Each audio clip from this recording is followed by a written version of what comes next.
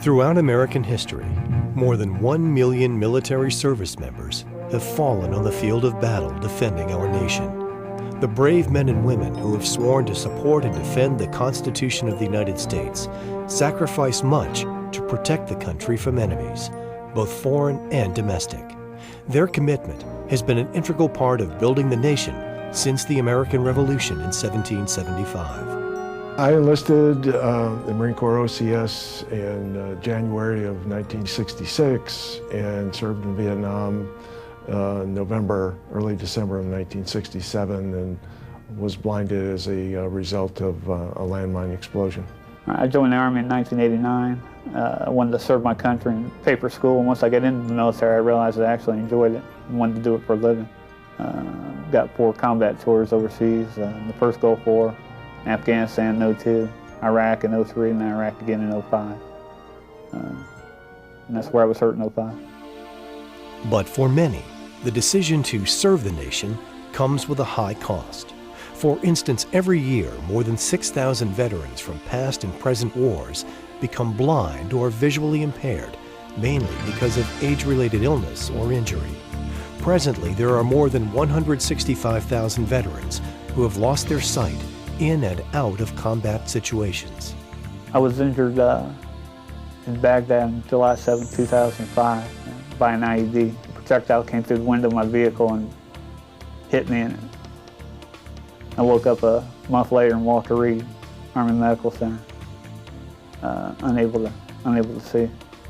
And it took me a few days to come to terms with that and accept that, but ever since then I've been trying to recover and drive on. 1945, the Boutlet of Bulge, the ambulance, I was walking in the back of an ambulance that hit a landmine. I was hit with shrapnel, and mostly in the face. Now I lost the left eye and damaged the right eye. And really completely changed your life after that. World War II and Korean War veterans are facing diseases like macular degeneration, diabetic retinopathy, and glaucoma. There is also a new wave of visually impaired veterans suffering from the effects of diabetes linked to Agent Orange, in addition to the hundreds of military service personnel recently blinded during service in Iraq and Afghanistan. See, the main thing about being blind is adjustment, I think, because you automatically, with normal eyesight, you automatically walk the streets, you were eating and talking to people, you knew they were there, and you never even gave it a second thought. You can't do the things you'd always done for yourself before. You feel like you've kind of lost control of your life. Just having to rely on others in situations that normally you wouldn't have had to do is a very difficult thing to adjust to accept, and to deal with going forward. Losing sight is a traumatic experience, and it is one that many veterans face alone. But blindness does not have to mean the end of an active life and career for any veteran. But more than half of the blinded veterans living in the United States today do not know they are eligible for special services and benefits that will help them meet the challenges of being blind. It takes quite a bit of time to gain confidence in your ability to move around on your own. But with cane training and I attended blind rehabilitation, I gained a lot of independence, and now I move around quite well independently. The Department of Veterans Affairs has a wide array of services for visually impaired and blinded veterans that are really life-altering. So you learn very quickly that there are ways of doing things that you'd always done with vision. Employment was realistic. I could resume my place within the family and within the community, and assume or reassume many of the same responsibilities and roles that I'd had prior to my loss of vision. Chartered by the U.S. Congress in 1958, the Blinded Veterans Association has continuously been a strong voice for the nation's blinded veterans. The BVA is proud to take responsibility in assisting blinded veterans and their families in returning to their rightful place in the community by providing them useful information and practical help. The Blinded Veterans Association was founded by approximately 100 war-blinded veterans from World War II. They believed that there should be an organization of blinded veterans assisting other blinded veterans. that's been our mission. That's the essence of what BVA is all about.